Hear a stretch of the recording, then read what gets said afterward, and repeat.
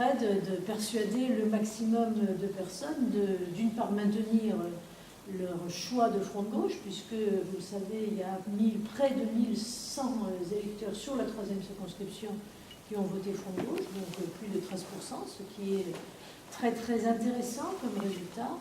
Et puis, je reviendrai là-dessus tout à l'heure, il y a peut-être les déçus d'Emmanuelli, les déçus de certaines positions politiques du Parti socialiste. Il y a quand même pas mal de gens qui ne demandent qu'à être convaincus de voter front de gauche, et ça va être de votre responsabilité autant que de la nôtre.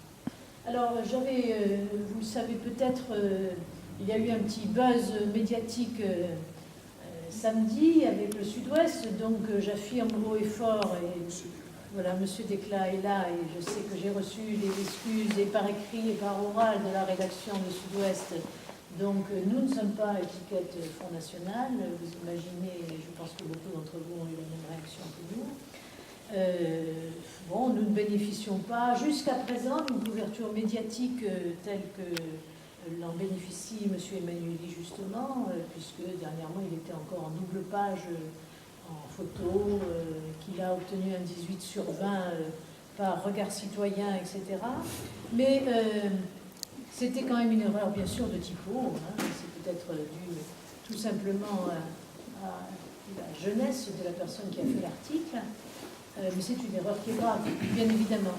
Et qui entérine, qui pouvait entériner l'idée que les extrêmes, c'est la même chose.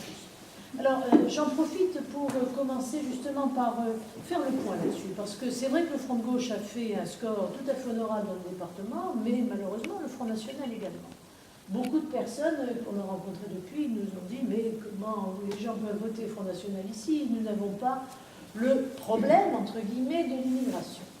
Vous le savez, je pense, l'étude un petit peu de ce vote Front National montre que ça peut être également, et c'est, je pense, une des raisons essentielles, d'une part, le rejet de ni gauche ni droite, on a déjà tout essayé, on va essayer la bleu marine, et d'autre part, le vote de personnes qui se trouvent en grande difficulté financière, la crise essentiellement pour les personnes, 8 millions de personnes qui vivent en dessous du seuil de la pauvreté en France, c'est-à-dire avec moins de 800 € par mois, et il y en a beaucoup dans notre circonscription et dans le département. Donc ces personnes-là ont peut-être eu un vote de rejet de l'autre. Rejet, on est toujours, quand on est dans des difficultés, on a toujours un petit peu la jalousie de celui qui gagne un petit peu plus, qui a une maison un petit peu plus grande, et qui se sont laissés berner par les mensonges du Front National. Alors je n'en reprendrai qu'un seul de mensonge du Front National, un argument. Je vous conseille de faire ce que j'ai fait. J'ai été naviguer sur le site du Front National, j'ai lu une grande partie de son programme. Il y a une analyse qui est assez intéressante, qui reprend effectivement toutes les critiques que nous faisons, toute l'analyse que nous faisons de la crise.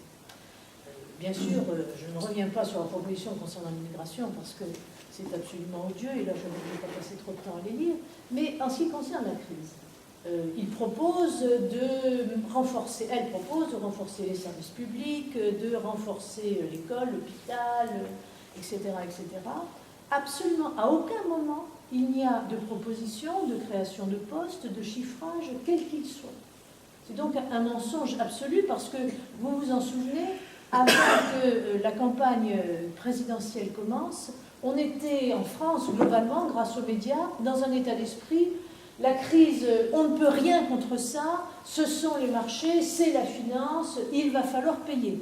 Heureusement, la campagne du Front de gauche a réussi à inverser cet état d'esprit, et maintenant, d'une part, le chiffrage est obligatoire, et les propositions du Front de gauche là-dessus sont devenues tout à fait